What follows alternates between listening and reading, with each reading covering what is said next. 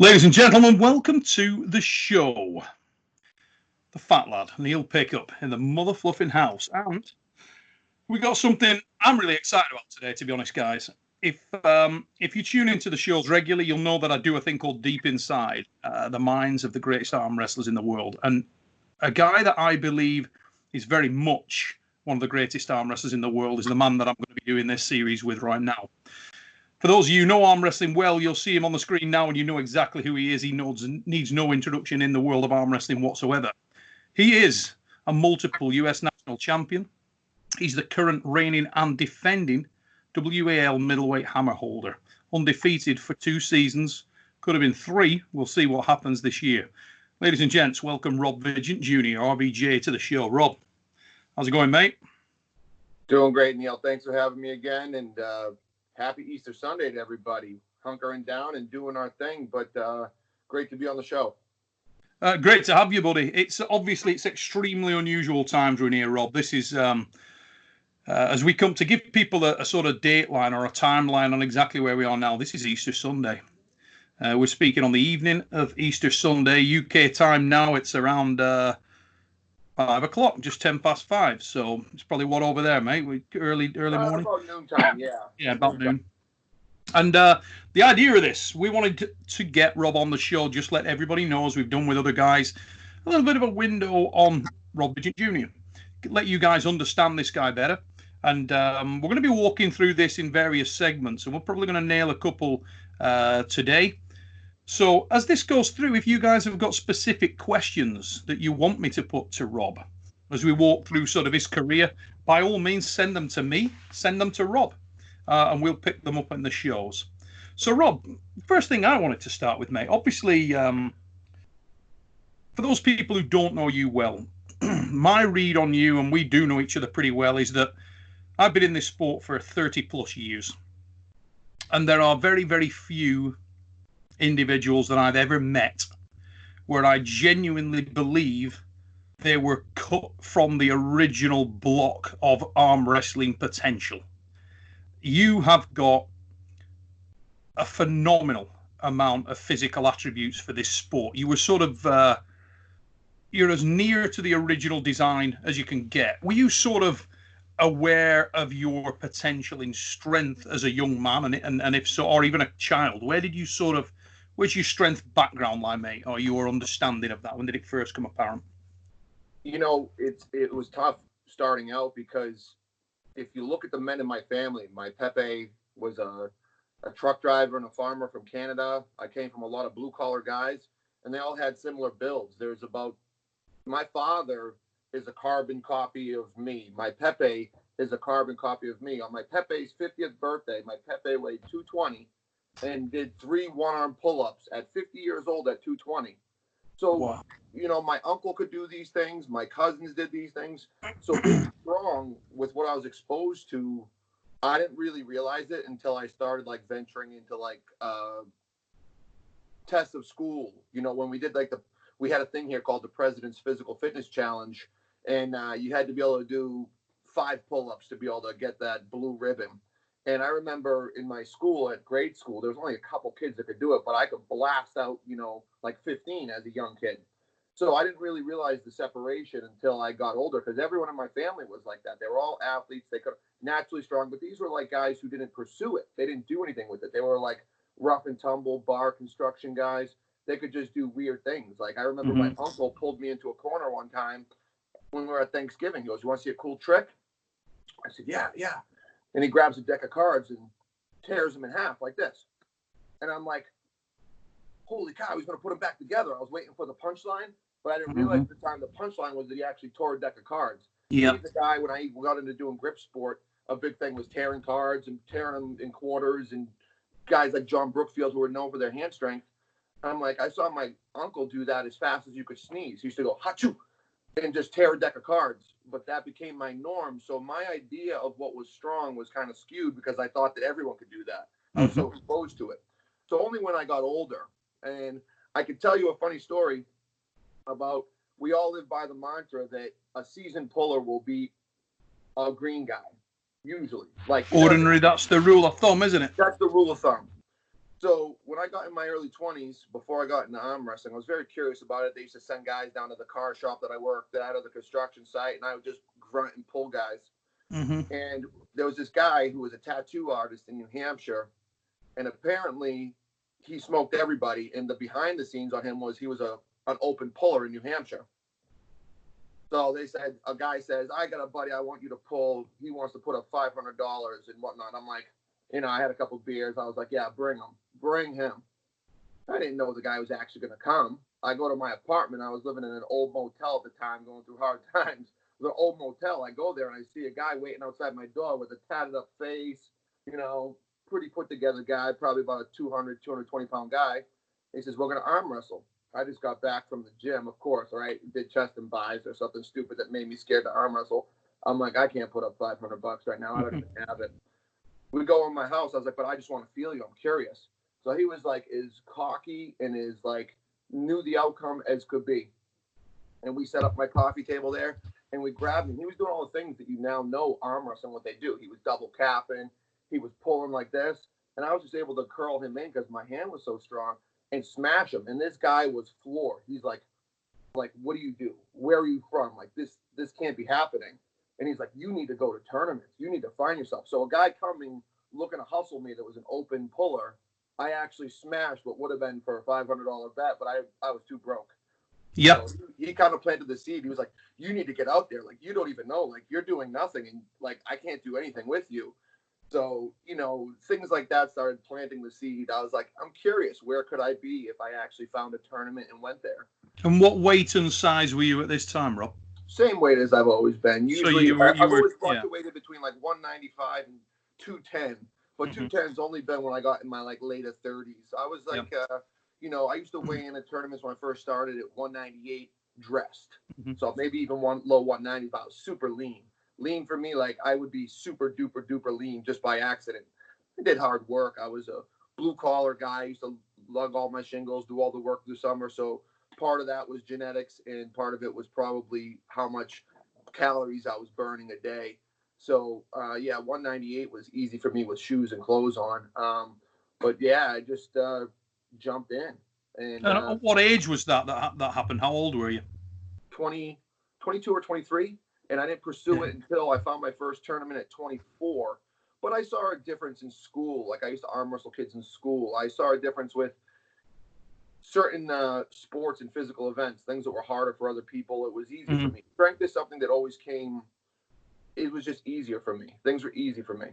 In terms of athleticism and strength, I feel, I watch some sports and I probably could have gone a lot further if I took my school further. But I dropped out of school because of family life, family problems, And when usually the progression is high school, college, pro.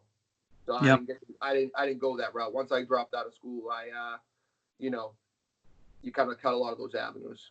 And you see, obviously, a lot of the guys that from your family were very powerful blokes, which I get 100%, because obviously if they're a similar physicality to yourself, you're built for the game.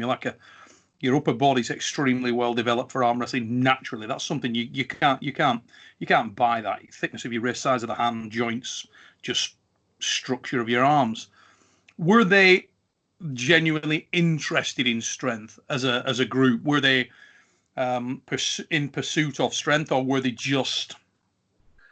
Yeah, my dad, I don't think that they worked out, but they considered the work they did working out. They came from an era where my dad would wake up in the morning and he would milk cows by hand for hours. So he had hands that were ridiculous. They did things where they didn't have pneumatic nailers, so they all swung hammers. They hand sawed things. So you'd see guys that had a genuine, their muscle density was different. They were interested. They loved strength. Like my father, my Pepe, they didn't even want to talk to you if you weren't strong. They didn't respect you. My father cracked up when the gym era started getting big and say, I don't know, the 60s, 70s, 80s. He'd laugh at these guys. He called them fake muscles, big for nothing. He'd be like, yeah, these guys go to the gym and pump this iron, but they got their wife taking out the trash. So he hated people who weren't real world strong. He liked real world strength, tangible strength. Let me put my hands on you.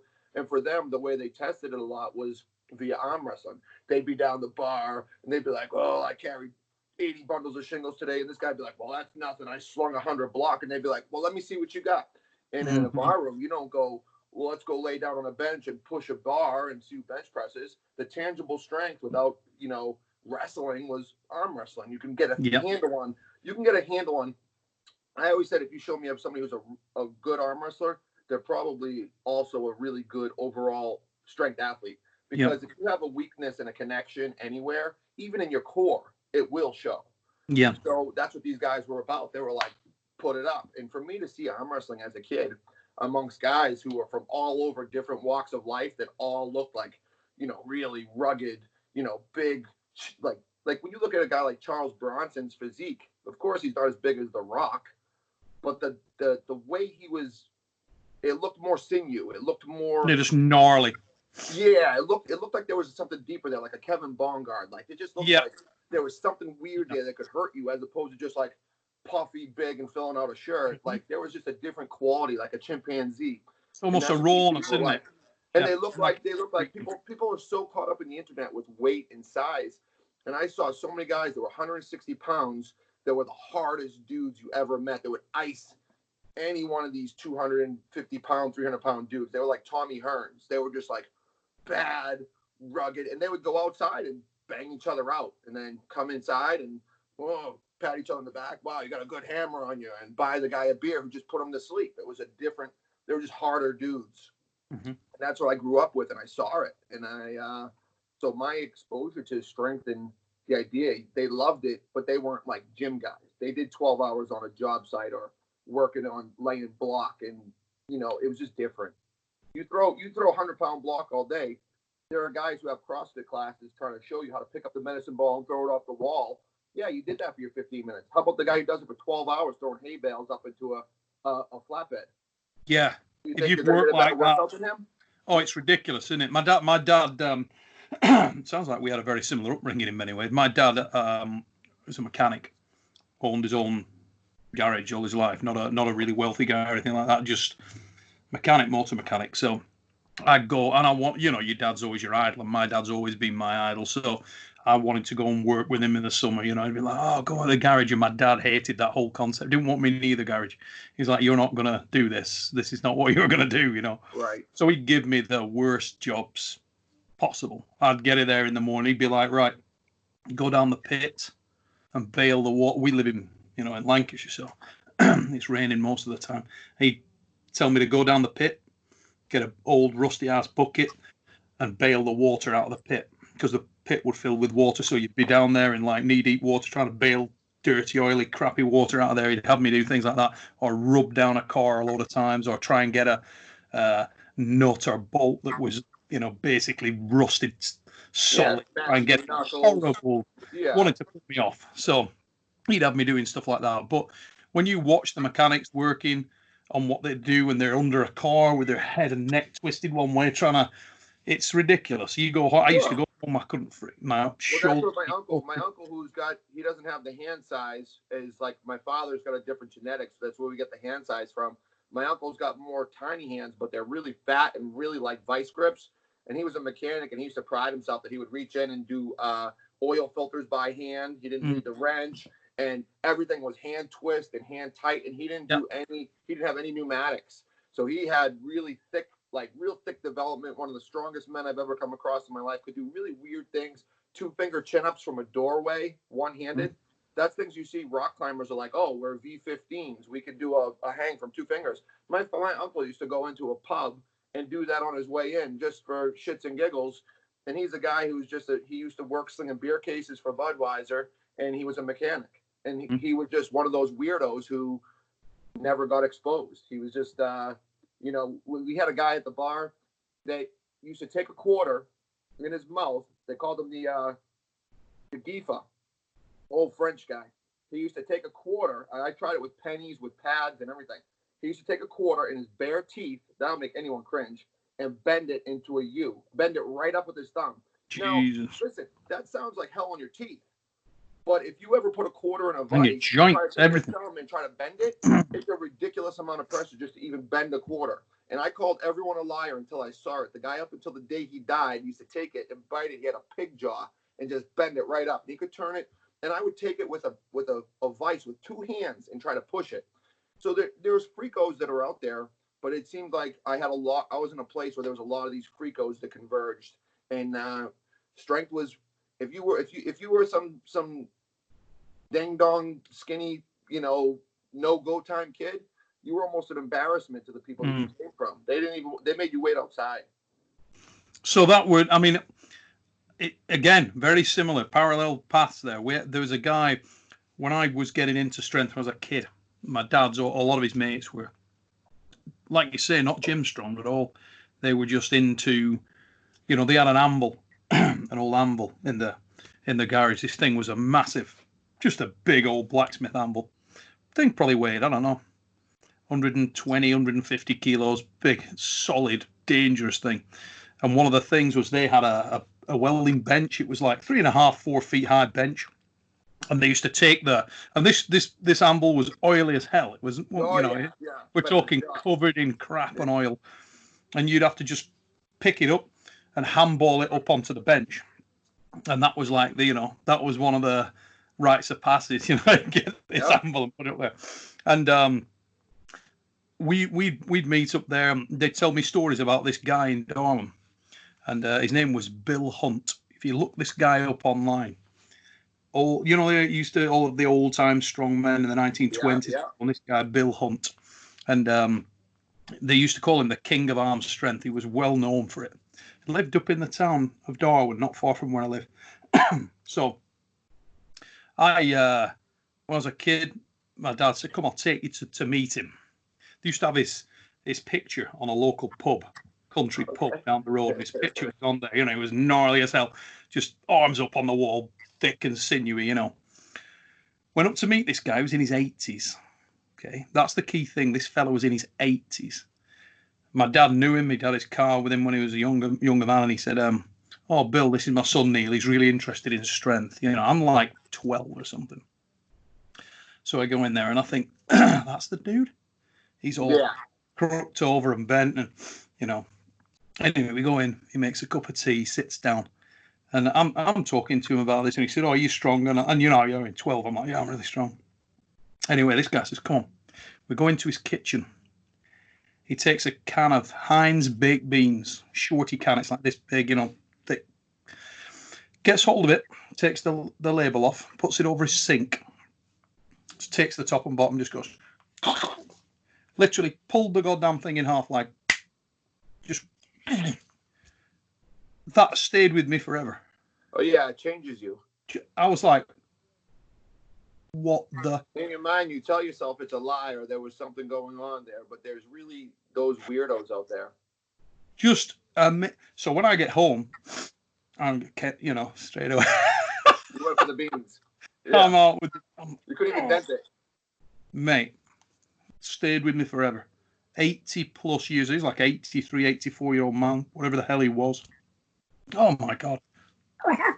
Like a joke. But that was like the guy, my father one time called me in, and he used to get this smirky look when he knew somebody was in for something. He'd be like, so I walked in after work one time. I went to go meet my father down the bar. He goes, "Robbie, come here." I was coming into my own. Everybody kind of knew I was like a little bit different.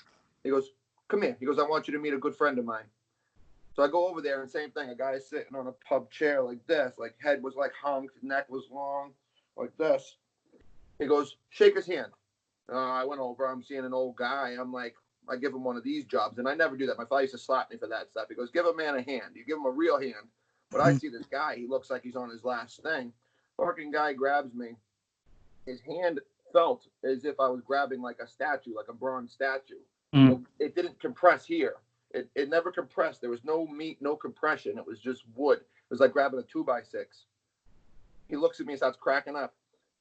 He goes, "Give him a real hand. Like, grab him." So I grabbed him, and I'm not trying to have a wrestling match with him, but I'm feeling him. I'm like, never in my life to this day have I felt a hand that dense and hard. And he goes, "You know what I did?" He says, he was at the time, so you're talking 20 years ago, and he was in his 80s. So he was probably in like the Depression era. He used to hand nail the spikes on the railroads. He goes, I used to hand nail them. He goes, and I used to use a hammer in each hand. He goes, and after 10, 12 hours, when you couldn't hold them and the blisters would bleed, they'd wrap them and tape your hands to the fucking thing so you could tie them. So I'm like, his wrist and his hands, to this day, I've never felt anything as, it was a deformity. It didn't even squish. It didn't even compress. It was poured in concrete. The thing was, it was amazing. For 80 years old, my father looked at me and he used to, he's one of those guys who didn't give anybody credit unless they were owed credit. If somebody came in and was like, oh, been working out, you know, some guy was 250, they got down to 230, still looked like shit. He'd be like, you still look like garbage. Like, fuck off with your stuff. But, you know, he said, he was like, that guy's the real deal. He was like, I've known him since I was a boy. I worked for him. He's the real deal for a long time. And that's what's out. They're out there. But they were pre-internet time, pre-Instagram and Facebook time. So there's some weirdos that have come down the pipe. And luckily, I had a father who had me later in life, and I got exposed to a lot of this, I'll call it greatness. And I carry it with me. I carry a lot of that old school value, a lot of that old school ideology, and it hurts me because I'm in a new school place that's,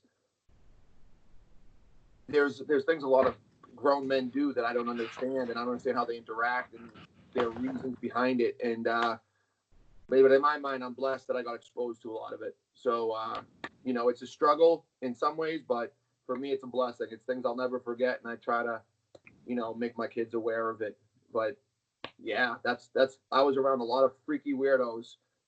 What was considered normal where I came from, even with some of the guys who weren't related to me, a lot of the guys, is, now that I look back on it and I've gotten out there more and more and more, it's really extraordinary. So, Rob, when was your real first exposure to the sport of arm wrestling, to professional arm wrestling? Because obviously we know that in the 80s, even 70s, there was Petaluma, California. Obviously, late 80s, my own involvement really came as on the world tour for Over the Top. So in the sort of mid 80s, did you see Over the Top? Was that your sort of signal flare for the sport? Where was it? Where did you come across it first? All right, so Over the Top is a great example because I knew that movie word for word, verse for verse, scene for scene. I watched it, loved it, was in love with it. My cousin, who's 15 years older than me, was the flagship person in my family at that time. He was the new up-and-coming, the strong one, the tough one, the rugged one, the funny one. He was the flagship kid in the family. He followed the path that I was on 15 years behind him. He was arm wrestling everybody. He was a mechanic, gearhead, beat everybody. Over the radio in 1985, where we were, I was a kid. I was only 5 years old. But he told me all the stories because I worked for his company for many years. They had all these qualifiers for Over the Top. Yeah. So he's a guy that locally, he would just huff everybody. He was just a weirdo. He went to the Over the Top series, and they had like 4 qualifiers within a distance. They were even on the radio and everything. Yeah. And I think you had to take first to be in to go. Okay. So he went to one qualifier. A lot of the top guys, I think, avoided each other and went to different qualifiers so they could qualify. So he was like, I went there. He goes, I went to Boston, and I pulled everybody, and he made it all the way to the finals as a brand new green kid. And then he's like, week 1, I lose to Mark Gaeta. He goes, week 2, I go, get all the way to the finals, Norm Devio. Week 3, all the way to the finals. All these guys that in those 80s era were great. He's like, you don't even know what it's like. Like, he's like, these pros and this and that. So he's a guy that, you know, I admired my dad, but here's a guy who was like an adult, but like on that cool line. Yeah. He was super cool. So I super admired him. I really looked up to him. So growing up, I was like, I got to hit a tournament one day. And then one day I just hit him up and was like, you know, it was something that was always there. I'm like, I'm thinking about going to a tournament. If I go to a tournament, will you come with me?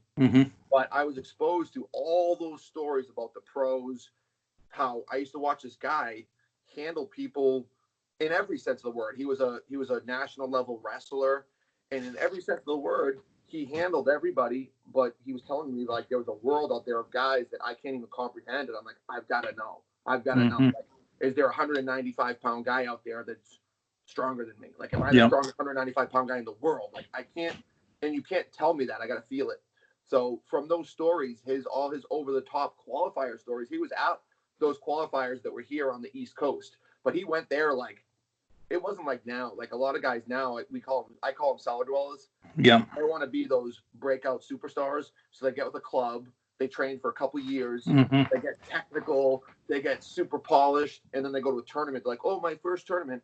No, this guy literally went from a mechanic shop, twisting wrenches and twisting people in a bar, and was like, I'm going to go to this over-the-top tournament. Yeah. And he took a string of seconds. He didn't win, but he took 4 qualifiers he went to. He took second in all of them, but lost to the guys who are now, we know, huge names like Norm Devio at the time was really just a terror in that class. He was a very high-level dude, and a bunch of other guys. So this was what I got like at cookouts when I'd hear them all, you know, talking back and forth. I just sat there taking it all in.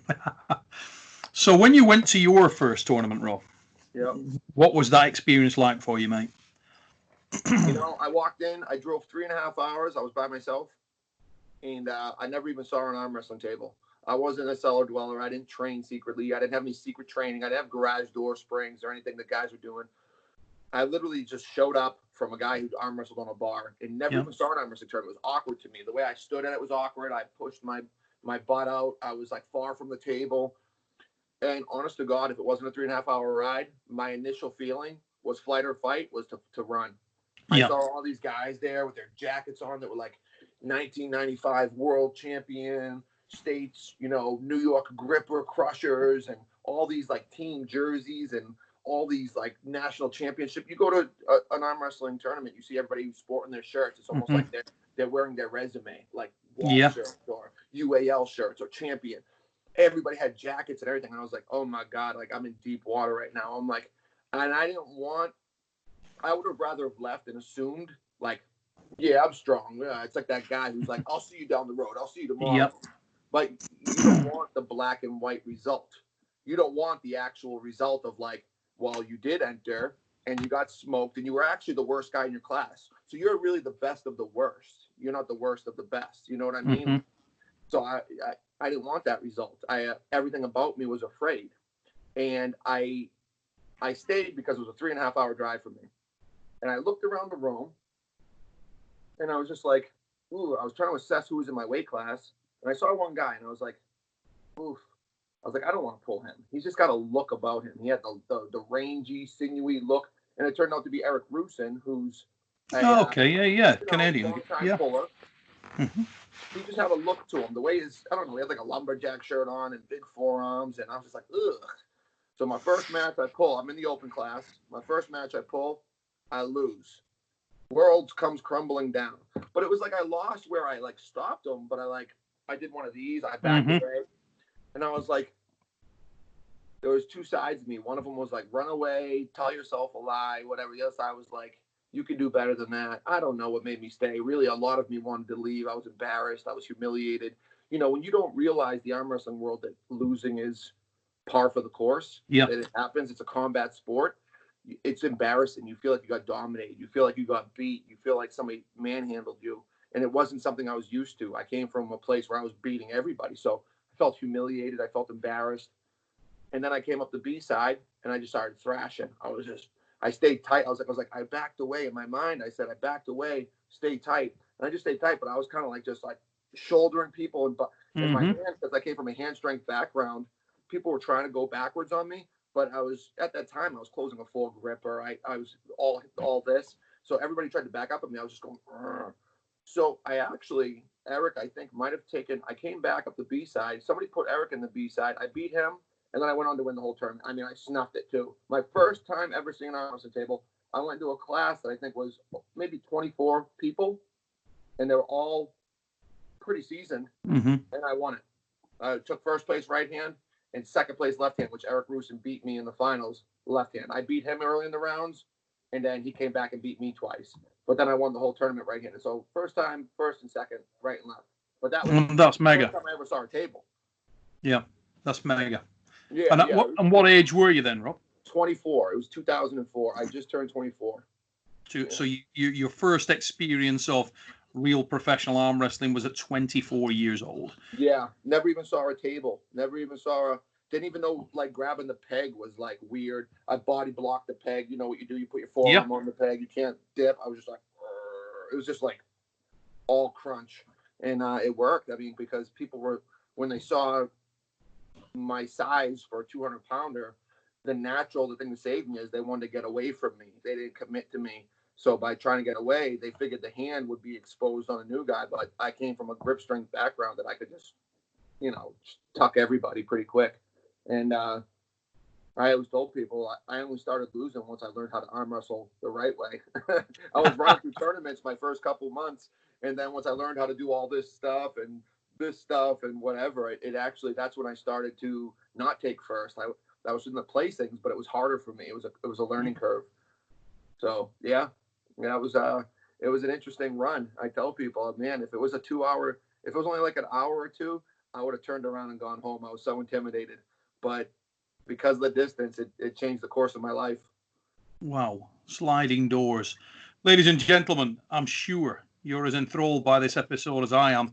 We've got Rob Vigeant Jr. If you like what we do, remember, like, share, subscribe, tell everybody you know about this thing. We're going to be back with the second episode from Rob very, very soon. Until that time, guys, take it easy, peeps. Take it easy, y'all.